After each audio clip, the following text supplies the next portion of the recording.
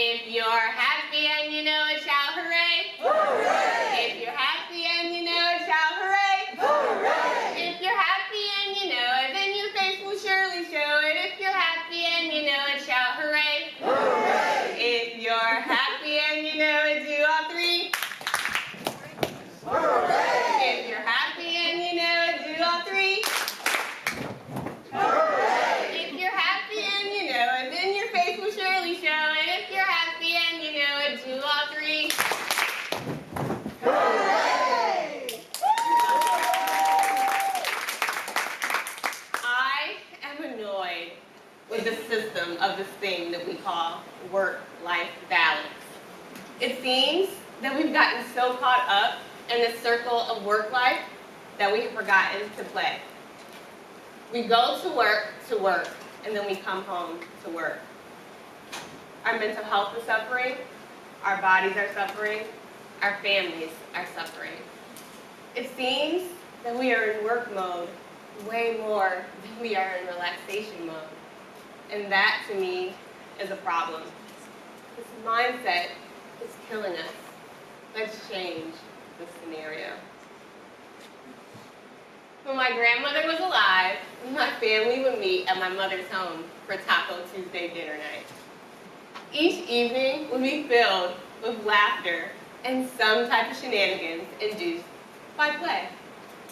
On one of these evenings, my granny and my daughter decided to turn their icy pop dessert into a race.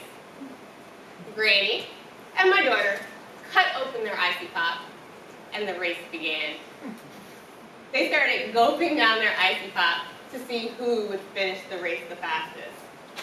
What probably took 1 minute seemed like it lasted forever. Granny finished her icy pop first, while my daughter still had half of hers left. In that moment, they were equal, enjoying a simple moment of play. What's significant about this moment is that Granny and my daughter leveled the playing field. They were equally engaged. No one was in control of the play. It happened naturally. I'm sure when the race was over, at least 5 more games were created before the night was over. Play is important for all generations. We learn through play from one another. I like to define play using 3 C's: community, creativity, and cognitive development. From the moment we began to play, we started to create a community. From interactions with family to interactions with people outside of the home, play helps to shape and create the social interactions that we will begin to imagine for ourselves for years to come. My daughter, her first word was dada. When she began to talk, one of the first things that I taught her when gathering to play with her friends was to call them by their names instead of just calling them that boy or that girl. On the playground, she would say, "Hi, my name is Amaya. What is your name?" This concept of learning actual names helps to increase social skills and helps to build the foundation for community. When I'm meeting with the children's playgroup for circle time, one of the things that I like to do to encourage creating community is to sing the name song. I have a name, you have a name, I must call her by her name, Miss Yoshima, Miss Yoshima, that's her name. Hi, Miss Yoshima. And hello, everyone else in the room. What you call networking, I call creating community. Take a moment now to say hello to the person sitting next to you.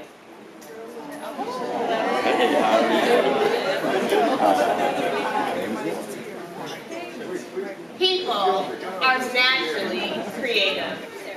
Play is natural. Creativity, it's play. When was the last time that you truly played? Play produces some of the most interesting ideas and concepts. However simplistic play seems to you, there is an entire complex symphony that can happen in your universe as you play. When we use our imagination during play, we learn empathy, we learn how to regulate our emotions, and how to problem solve. My daughter loves playing with Barbies. Playing with her Barbies now is very different than when she played with her Barbies at age 3. Or is it? When she was younger, she gave her Barbies different voices as they communicated with one another. As she got older, her collection got bigger, and the adventures that she imagined for them became greater. Today, when she plays with her Barbies, she practices her braiding skills, she creates new clothes for them, and she constructs food for them out of various materials. They no longer have voices. However, when she is playing with her Barbies, she is transported to a relaxing place, free from chores and middle school homework.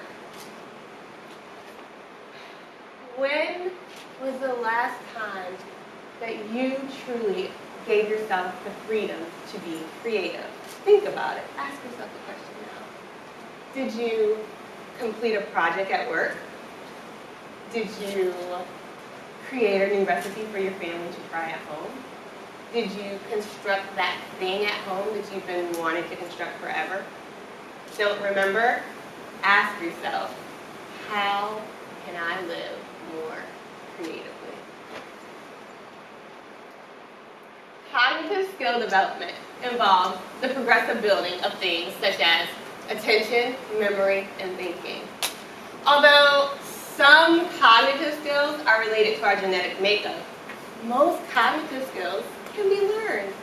This means that thinking and learning can be improved with practice and the right training. When my daughter was little, her favorite book to read was Knuckle Bunny by Mo Willems.